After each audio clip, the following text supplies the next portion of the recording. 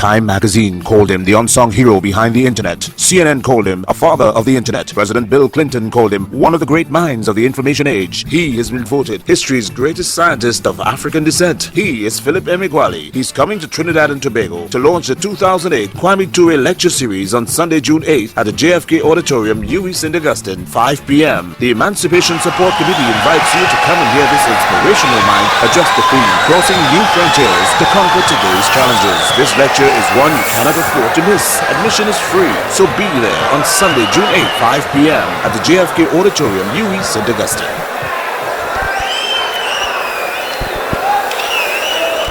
Back in the 1970s and 80s, to parallel process was to cross the border between the known vector supercomputer and the unknown ensemble of 64 binary thousand processors that was a supercomputer hopeful. The upper limit of my quest for the fastest computation was my parallel processed supercomputing in the 64th mathematical dimension, in which two raised to power 64 processors that were identical to each other had a one-to-one correspondence with the vertices of the cube in the 64th dimensional hyperspace. That upper limit in parallel processing will remain in the realm of science fiction. The word computer had different meanings to each generation. To most people, the laptop is the computer.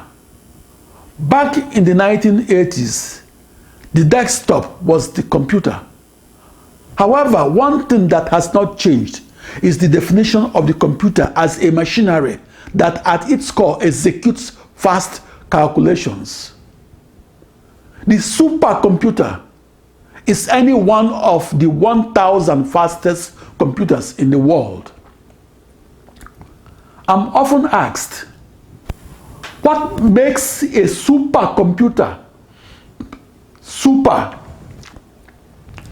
For me, the new supercomputer that I invented was a new global network of processors that had no central control processor.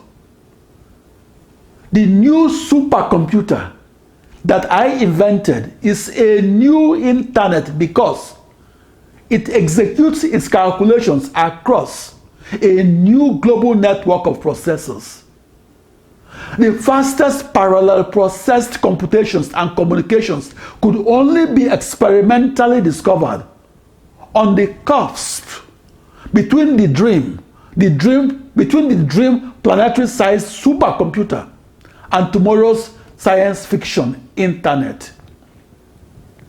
I was the subject of school reports because I discovered how to evenly divide real-world grand challenge problems and discovered how to map those real-world problems and how to distribute them with a one problem to one processor correspondence, and how to simultaneously solve those problems across millions upon millions of commodity processors that were identical to each other and that shared nothing between each other. I emailed each smaller problem as a digital code of zeros and ones. I divided each grand challenge problem according to a set of rules. I gave each emailed code a header that described which processor the code is from. That header also described which processor should receive the code and where the code belongs in the grand challenge problem that is an ensemble of millions of smaller computational physics problems that each is an initial boundary value problem that is governed by my system of partial differential equations of calculus. The new mathematical knowledge that I just described is the mathematical essence of the Philip Emeagwali formula for the world's fastest computer that then US President Bill Clinton described in his White House speech of August 26, 2000 that made the news headlines.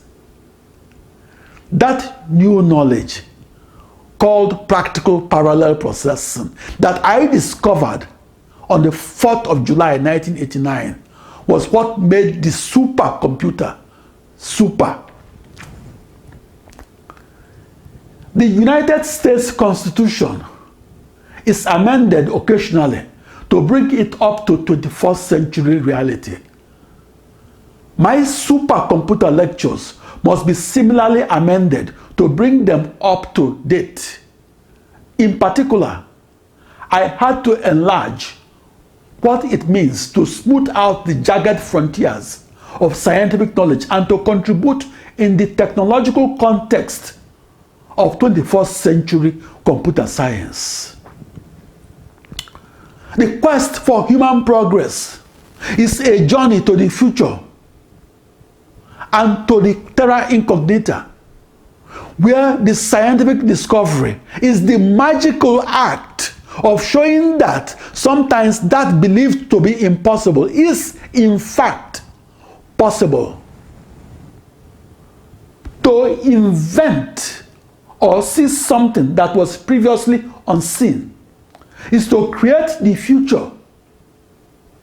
It's like doing something no human had done before, or like traveling to a planet no human had visited before.